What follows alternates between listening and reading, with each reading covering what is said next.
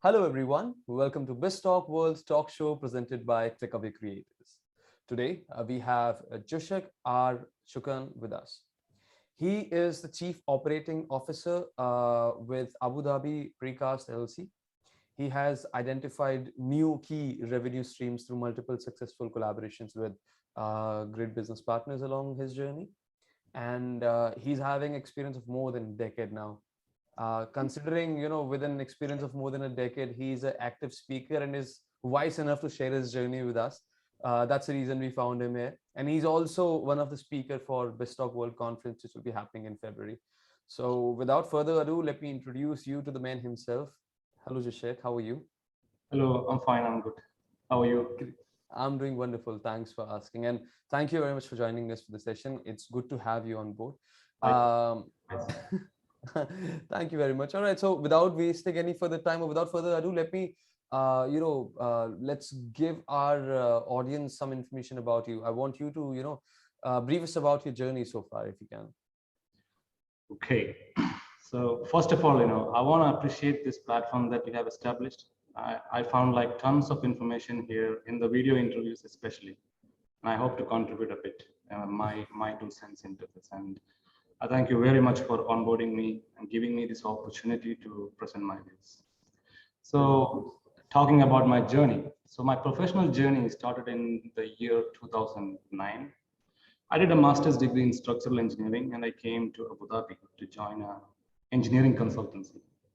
Started working as a junior design engineer with a great team, of course, from diverse backgrounds. And I got plenty of opportunities to get involved in various consulting activities, including structural designs of a variety of projects in the region. And of course, I got a lot of opportunities to learn from my colleagues. And then I also got good growth in the firm where I could lead my own projects teams. So during my time there, I did identify that I was getting pretty good at leading and managing people. So, consultancies normally operate with small teams, at least this part of the world. So I decided to look for better opportunities where I can use my skills more than how I was doing till then. So I found an opportunity in Abu Dhabi Precast in late 2011, again as a structural engineer. So as a background information, precast construction is kind of a modern method of construction with its benefits over the traditional ways of construction, mainly related to quality, time, and cost. However, it was not a conventional solution in the market. So my job was to arrange precast proposals for non-precast projects, and it demanded meeting a lot of clients, owners, developers to convey the precast design methodologies and proposals so that it can enhance the sales and business development. However, since to perform my role, it's always a team work. So there was a lead time and the deliverables were sometimes coming from large teams behind the curtain. So many a time this affects my commitments. So I had to interfere in more than what I should be doing. So that's how I got interfered in other activities beyond my role. And then, but I took them positively as a learning opportunity. I had to emerge out of situations, and of course, it gave me a lot of opportunity to explore further. And then I started involving in the entire project lifecycle, and soon I was managing projects for Abu Dhabi Precast. I managed many large projects for Abu Dhabi Precast in the region. Some of them iconic, big time projects, and then when you are managing projects, precast is not just about projects. There's a huge operations going behind the scene. Like it's a big factory. We are one of the biggest factories in the region. So I get started involving in the operations too. So down the line, like 3 or 4 years into my project management career, since I showcased some abilities, I got promoted to the operations department as the operations manager. And this was a drastic change because operations are not same like projects. Projects are one-off, definite timeline, unique. Operations are a cyclic process. So supply chain and logistics, a big network. So this was a drastic change, but again, I took it as a learning opportunity. So there were so many challenges, and projects became part of operations. So it was a subset of operations, at least in this line of business. So later on, to ensure seamless operations, I started to get involved in the technical side of the design. So thanks to my academic qualifications and my previous experience in design, it didn't become so difficult. And right now, I'm the Chief Operating Officer, and I manage the entire supply chain and logistics of all technical, manufacturing, and project activities. So now I must say that, I got to choose opportunities, and with a great team, with hard work, I paved my way into the top management. The journey so far has been challenging, aggressive, and equally rewarding. And when I say like, okay, I got 12 years of experience, I know it's not a lot of experience, but I can proudly say that the exposure was far more than that. So this is my journey so far, and I got a lot of opportunity to mentor a lot of people, younger than me or elder than me as a team. Now, my father generally says sometimes it's not about the numbers of years of experience. It's about numbers of experience in a year. So that also matters. I mean, it's the other side of the coin. Wonderful. Now, it's of course, it's not that regular to find an individual having experience of like 10 to 12 years and being a CEO of a venture like Abu Dhabi Precast LLC, with more than like 5,000 headcounts around Middle East. You must have faced obstacles. I mean, that is very definite thing. So I won't ask you whether you faced. So I believe your answer would be yes. But my question would be, whatever you faced, how did you really overcome them or supersede them, and how the other peers in your industry can do that? Well, you see, certainly I have faced obstacles. Like in any endeavor, it's not a smooth ride. There's always obstacles. So, well, there's always business obstacles and non-business obstacles. So apart from the business perspective, let's talk as a person. You got internal obstacles and external obstacles. So internal obstacles is bound to you, and it's on how you tackle it. Like it could be language barriers, certain skills and techniques. This you can always remedy it by learning. But external obstacles are actually not directly in your control, and you do face a lot of it. Like for instance, when you take up any task, you got the potential, you got the ideas that you want to bring into the table. Mostly, you face multiple challenges. Now, I would say the first challenge would be the acceptance from the team, because we are creatures of habits, and most of us do not welcome changes. We've been doing things in the same way, so they don't buy in to your idea. So the way you overcome that is you got to be a great persuader, and always you have to be diplomatic and create a demand for your idea. And that's how I superseded the first challenge. And second thing is, getting the team working coherently towards the common goal. And then that's when you see the lack of expertise and motivation within the team. Unfortunately, most of us are caught up in other stuff that we do not work on improving our expertise, many of them. And since it's a teamwork, a team is like a chain, and you got a weak link. That link defines the strength of the team. So I could say the strength of the chain is driven by the weakest link in the chain. So as a leader, quite a lot, you'll have to step up and fill in the gaps to reinforce those weak links. And for me, I kept doing that. This is what I was saying, like I got to mentor a lot of people. So when you do this, in the end, you would have acquired a lot of skills that you don't have before, and you have contributed in mentoring them to be stronger than before. So basic point is, in deficiencies, you can always find opportunities. So you find the opportunity in the second challenge of working, making them work coherent. So I always step up and reinforce them. Third one is the delivering value on time, on time and with the quality and with the requirements, giving what is required. Now there is a general thought, at least in down the line in the hierarchy, like being a manager or leader means he knows everything. But that's not true. Nobody knows everything. So it's very important that we understand that we rely on the team to deliver the process very successfully. So while relying on the team, you should also be able to bring that fine balance between your emotional conviction and your ability to empathize on the team's direction when conflict arises, and drive the team to delivering the value on it. So, but you face this in any organization. That's right. Yeah. That's right. So these are pretty common. I mean, but what we wanted to understand, the way you answered this was so beautiful that everyone can, really relate with it. I mean, I personally can relate with it so deeply.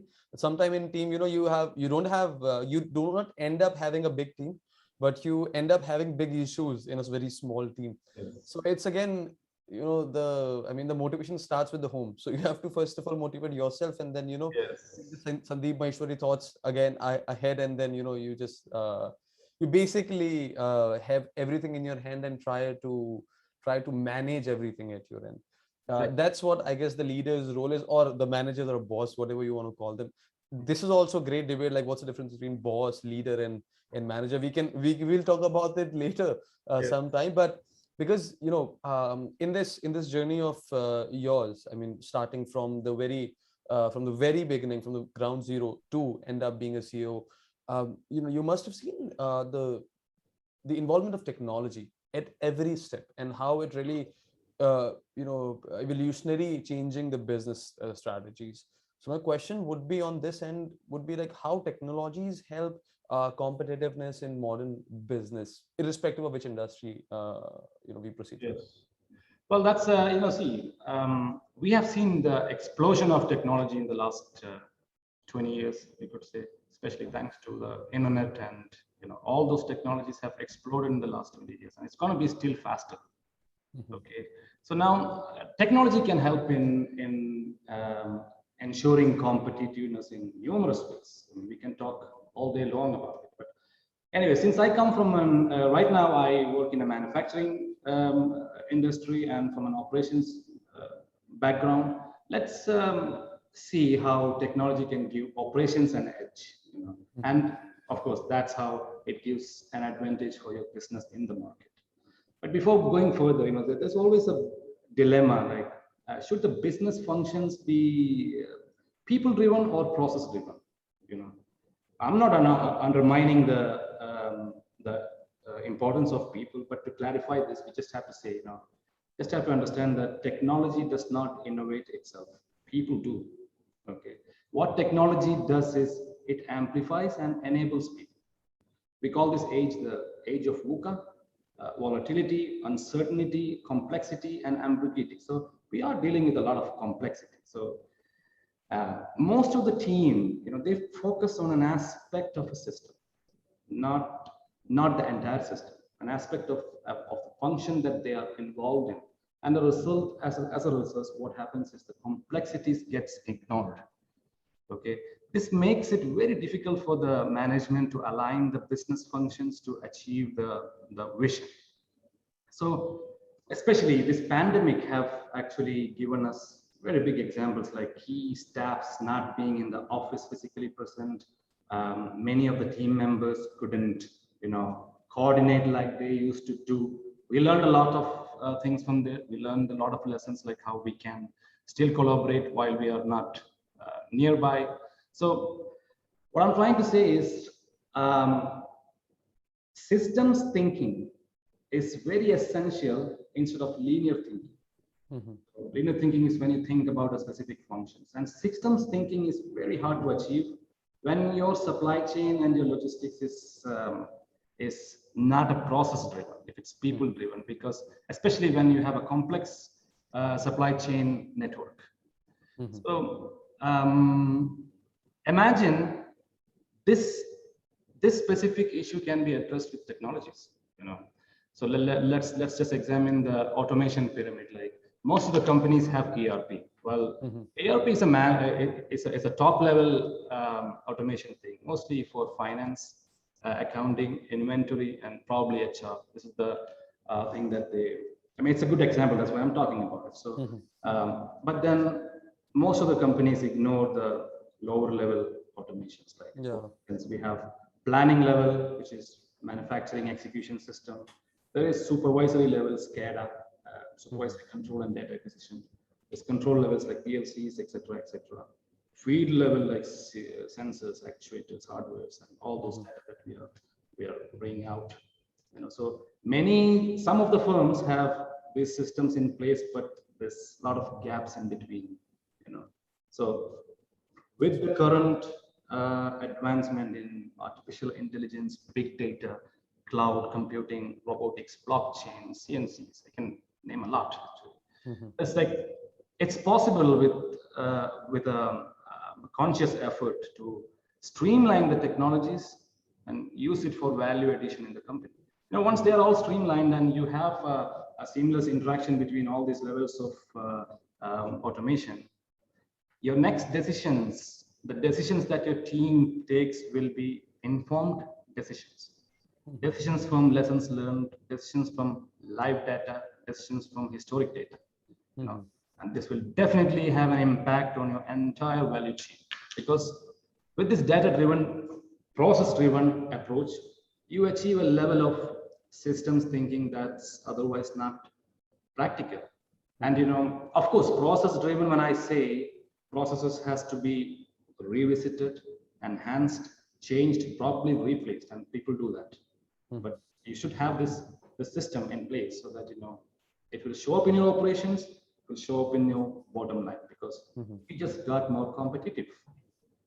So basically, technology is making the business more process oriented, and I mean, you can have a look at what's going on and what has been going on in the business so far, and what are the changes that you can need. And you can, I mean, with the use of AI and ML nowadays, you can even design an algorithm that you can learn if we change A to Z, then what are the changes that you'll be gonna get at the end of your business. So I mean, this is pretty crazy. Exactly. It's like it's not even about like people have to be there. This is the cornerstone, but what technology does is amplifies and gives them the tools to take, because a lot of places I see that people just rely on judgment. That's it. Not real data, live data.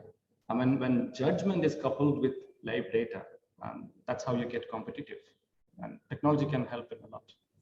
Beautifully put. That's really beautifully put. All right. So, I mean, I don't have anything to add on to this. I don't want to ruin this. My last question for the session would be, because it was for our viewers, it was a brief discussion about understanding Jushak's journey so far and his approach towards several things so that we can relate with it. We'll have more sessions with him.